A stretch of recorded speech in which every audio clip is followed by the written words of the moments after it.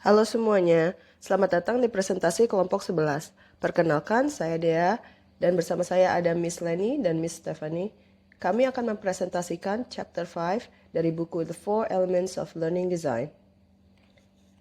Bab ini membahas tentang bagaimana kita bisa berpindah dari pengajaran yang berfokus pada isi atau konten menuju pembelajaran yang benar-benar bermakna dan mendalam. Kami ingin menunjukkan bagaimana 4 elemen utama dalam desain pembelajaran dapat membantu guru menciptakan pengalaman belajar yang lebih hidup, relevan, dan memberdayakan siswa. Pada bagian ini, saya akan membawakan pembuka presentasi sekaligus menjelaskan 2 elemen pertama dari 4 elemen tersebut, yaitu Learning Partnerships dan Learning Environments. 2 elemen ini menjadi pondasi penting sebelum kita berbicara tentang teknologi dan praktik mengajar. Di masa lalu, banyak sistem pendidikan berfokus pada pengajaran konten. Guru dianggap sebagai sumber utama pengetahuan, sementara siswa mendengarkan dan mencatat. Tujuannya adalah agar siswa bisa mengingat sebanyak mungkin informasi, lalu mengulanginya di ujian. Namun, di era digital seperti sekarang, informasi bisa diperoleh dengan mudah. Anak-anak bisa mencari jawaban hanya dengan mengetik di mesin pencarian. Jadi, peran kita sebagai guru tidak lagi sekedar menyampaikan informasi, tetapi membantu siswa memahami, mengolah, dan menerapkan pengetahuan itu dalam konteks nyata. Papert dari MIT sudah berbicara tentang hal ini sejak tahun 1960-an. Ia membayangkan masa depan di mana komputer digunakan anak-anak bukan hanya untuk menghitung atau mengetik, tapi untuk belajar berpikir, bereksperimen, dan menciptakan hal-hal baru. Dan hari ini, apa yang ia bayangkan sudah menjadi kenyataan. Anak-anak belajar lewat video, simulasi, bahkan AI. Tapi tanpa desain pembelajaran yang baik, semua teknologi itu tidak akan berarti. Jadi, pertanyaannya bukan lagi apakah kita menggunakan teknologi atau tidak, melainkan apakah kita menggunakan teknologi untuk mendorong pembelajaran yang lebih bermakna. Dan disinilah deep learning mengambil peran penting, membantu siswa bukan hanya mengetahui sesuatu, tapi juga memahami makna di baliknya. Buku The Four Elements of Learning Design menyebutkan bahwa pembelajaran mendalam dapat tercapai melalui 4 elemen utama. Yang pertama adalah learning partnerships, yaitu hubungan belajar yang sejajar dan kolaboratif antara guru, siswa, dan komunitas. Yang kedua, learning environments, atau lingkungan belajar fisik dan virtual yang mendukung eksplorasi, kolaborasi, dan kreativitas. Yang ketiga, leveraging digital, yaitu bagaimana kita menggunakan teknologi secara kritis dan strategis untuk memperluas pengalaman belajar.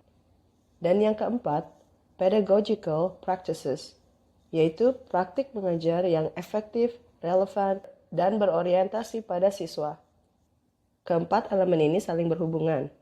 Tidak bisa hanya satu diterapkan sementara yang lainnya diabaikan. Jika salah satu elemen lemah, kualitas pembelajaran juga akan berkurang. Dalam bagian saya akan menjelaskan lebih dalam 2 elemen pertama, karena keduanya adalah dasar yang paling penting, hubungan belajar yang kuat dan lingkungan belajar yang mendukung. Elemen pertama adalah learning partnerships atau kemitraan belajar.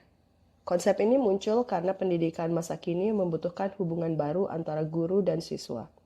Guru tidak lagi menjadi pusat informasi, melainkan mitra yang bekerja bersama siswa untuk membangun pengetahuan. Dalam kemitraan ini, guru memberikan kepercayaan, ruang, dan tanggung jawab kepada siswa untuk mengambil peran aktif dalam proses pembelajarannya. Sementara, siswa tidak hanya mengikuti instruksi, tetapi ikut menentukan arah pembelajarannya sendiri. Hubungan seperti ini menumbuhkan kepercayaan dua arah. Guru belajar memahami siswa, sementara siswa belajar mengenal dirinya sendiri. Dari sinilah muncul konsep agency, yaitu kemampuan siswa untuk membuat keputusan dan bertanggung jawab atas belajarnya. Dengan kata lain, learning partnerships bukan hanya hubungan yang baik antara guru dan siswa, tetapi juga hubungan yang memberdayakan.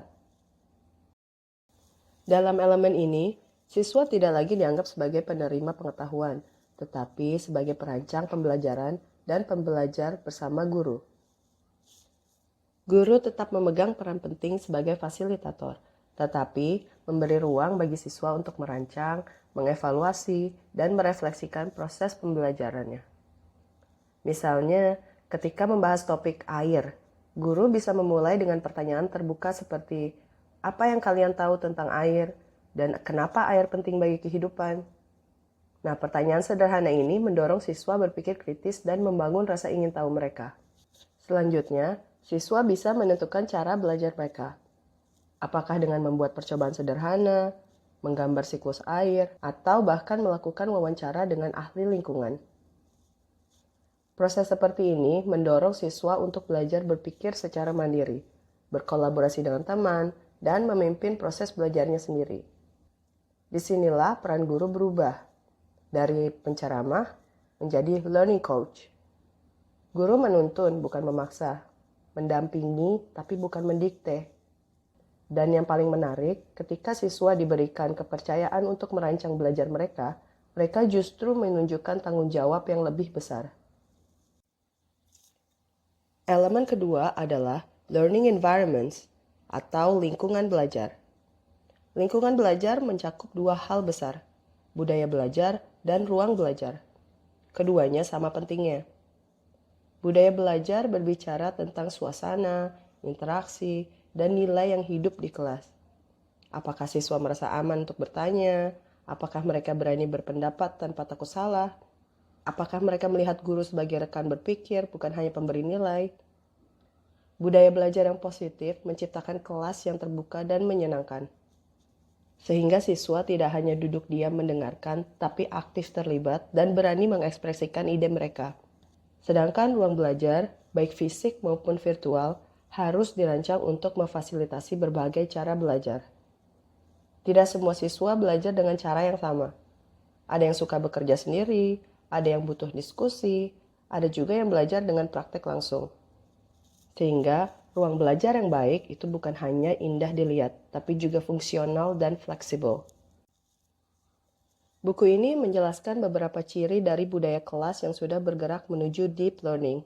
Antara lain, siswa menjadi penanya aktif, bukan hanya penjawab pertanyaan guru. Pembelajaran terhubung dengan dunia nyata. Lalu, guru memberikan ruang untuk eksplorasi, bukan hanya instruksi. Selanjutnya, kolaborasi terjadi secara alami di dalam dan di luar kelas. Dan terakhir, penilaian dilakukan secara otentik dan fokus pada proses. Dengan budaya seperti ini, siswa bukan hanya mengejar nilai, tapi mengejar pemahaman. Mereka belajar karena mereka penasaran, bukan karena disuruh. Kalau kita amati, kelas seperti ini terasa hidup. Ada diskusi, tanya jawab, eksperimen, bahkan kesalahan yang menjadi bahan refleksi bersama. Dalam suasana seperti itu, guru dan siswa sama-sama belajar. Sebagai contoh nyata, buku ini menampilkan The Remote School di Australia. Sekolah ini mendesain ruang belajar dengan tujuan agar setiap siswa bisa belajar dengan cara yang paling sesuai untuk dirinya sendiri. Mereka memiliki 3 jenis ruang utama. Pertama, caves, yaitu ruang pribadi untuk refleksi dan berpikir mandiri. Kedua, watering holes, tempat siswa bertukar ide dan berdiskusi dengan teman. Dan yang ketiga, campfires, tempat berbagi hasil belajar dan berdiskusi bersama kelompok besar. Desain ini tidak hanya membuat ruang tampak menarik, tapi juga mencerminkan filosofi belajar yang fleksibel. Siswa bebas berpindah dari satu ruang ke ruang lain sesuai dengan kebutuhan mereka. Dengan cara ini, siswa belajar mengenal gaya belajar mereka sendiri. Kapan mereka perlu diam dan fokus, kapan mereka perlu bicara, dan kapan mereka perlu mendengarkan orang lain. Yang terpenting, sekolah ini membuktikan bahwa ruang belajar bukan soal fasilitas mewah, tapi soal bagaimana ruang bisa menumbuhkan kreativitas dan kolaborasi. Jadi, dari dua elemen yang sudah saya bahas, learning partnerships dan learning environments, kita bisa lihat bahwa keduanya saling melengkapi. Hubungan belajar yang kuat membuat siswa merasa memiliki peran, dan lingkungan belajar yang positif membuat mereka berani mengekspresikan diri. Dengan dua hal ini, fondasi pembelajaran mendalam sudah terbentuk. Selanjutnya, rekan saya, Miss Stephanie, akan melanjutkan pembahasan kedua elemen berikutnya, yaitu leveraging digital dan pedagogical practices. Terima kasih sudah menyimak bagian saya. Sekarang saya persilahkan rekan saya untuk melanjutkan. Elemen ketiga dari pembelajaran mendalam adalah pemanfaatan digital. Istilah digital atau teknologi di sini tidak hanya berbicara mengenai alat, software, atau aplikasi yang termutakhir yang digunakan, tetapi bagaimana perannya dalam meningkatkan interaksi dan kolaborasi antara peserta didik dengan pihak-pihak yang di dalam maupun di luar sekolah. Di dalam sekolah, misalnya dengan guru, dengan peserta didik lainnya, ataupun dengan orang tua. Dan di luar sekolah, misalkan dengan anggota komunitas, para ahli, atau pihak-pihak lainnya yang terkait dengan pembelajaran yang sedang dilakukan, terlepas dari lokasi, jarak, maupun waktu di mana mereka berada. Penggunaan media digital juga dapat memfasilitasi peserta didik untuk mengelola pembelajaran mereka sendiri. Mereka dapat mencari materi yang sesuai dengan ketertarikan mereka, kebutuhan mereka, dan juga mereka bisa mengatur kecepatan belajar mereka. Dunia digital memungkinkan kolaborasi dan pembelajaran dalam skala lokal hingga ke global.